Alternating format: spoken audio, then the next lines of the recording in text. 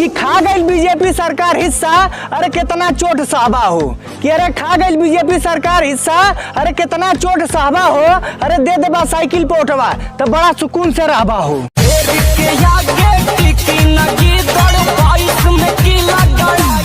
बन के तूफान पूरे कुशीनगर में छाएंगे। अरे कि बन के तूफान पूरे कुशीनगर में छाएंगे। विधानसभा 333 से साइकिल का बटन दबाएंगे। राजेश प्रताप और बंटी भैया को जिताएंगे। अरे साइकिल पे बटन अरे दबाई भौजी।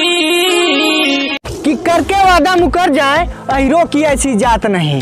कि अरे करके वादा मुकर जाए अहिरो की ऐसी जात नहीं। अरे हम समाजवादी लोग हैं, कोई बीजेपी की सरकार नहीं। हालत सुधारी ना उत्तर प्रदेश के। ना भूलना है ना भुलाना है, साइकिल का बटन दबाना है।